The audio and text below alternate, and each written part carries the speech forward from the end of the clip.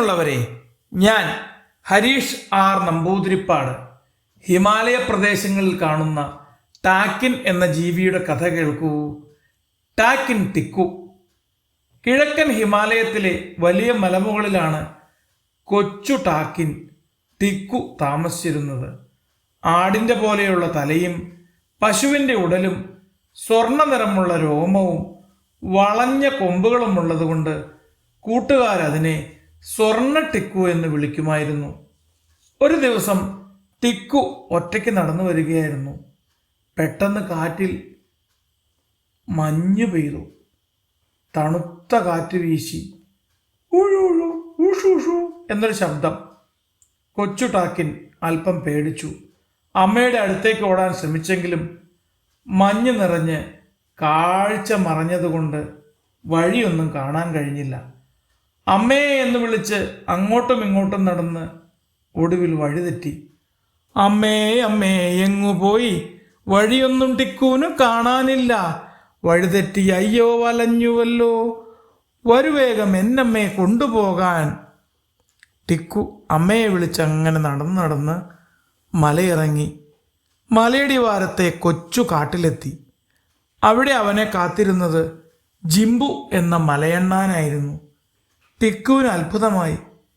എത്ര മൃദുവായ രോമം, ഇതെവിടുന്നാ? അതൊക്കെ കിട്ടി. അല്ല, നീയാരാ? എവിടുന്ന് വരുന്നു? ഞാൻ ടിക്കു, ഒത്തിരി ദൂരേന്നാ, വഴിതെറ്റി വന്നതാ, ദാ ആ മലയുടെ മുകളിൽ നിന്ന്. ഞാനാണല്ലോ ടിക്കു, മലയുടെ മുകളിൽ വീട്, മഞ്ഞിൽ പെട്ടു വഴിതെറ്റി എന്നെ ഒന്ന് സഹായിക്കൂ. അണ്ണാൻ ഉടൻ തന്നെ കൂട്ടുകാരെ വിളിച്ചു. കുഞ്ഞിക്കിളി അവനോട് പറഞ്ഞു, ഞാൻ മുകളിൽ നിന്ന് നോക്കി വഴി കാണിച്ചു തരാം. ഡോപ്പുകുരങ്ങൻ താൻ ചാടിച്ചാടി മുന്നോട്ട് പോയി പാത പരിശോധിക്കാമെന്ന് പറഞ്ഞു. ഡിംബു മാൻകുട്ടി, ഞാൻ നിനക്ക് മടങ്ങിപ്പോകാനുള്ള സുരക്ഷിതമായ വഴി കണ്ടെത്തി തരാം. അങ്ങനെ കാട്ടിലെ എല്ലാവരും ചേർന്ന് ചെറിയ ടിക്കുവിനെ സഹായിക്കാൻ ശ്രമിച്ചു. ടാക്കിൻ ചിരിച്ചും കളിച്ചും കൂട്ടത്തോടൊപ്പം നടന്നു. അവൻ കൂട്ടുകാരോടൊപ്പം അമ്മയെ തേടി നടന്നു. ദൂരത്ത് നിന്ന് ഒരു വലിയ ശബ്ദം, മോയ് മോയ് മോയ്. ഉണ്ണി മോനെ ടിക്കു, നീ അമ്മയെ വിട്ടങ്ങു പോയി കുഞ്ഞെ, വഴിയറിയാതെ വലഞ്ഞുവോ, വഴിതെറ്റി എങ്ങാനും പെട്ടുപോയോ? അത് അമ്മ ടാക്കിൻ്റെ ശബ്ദമായിരുന്നു.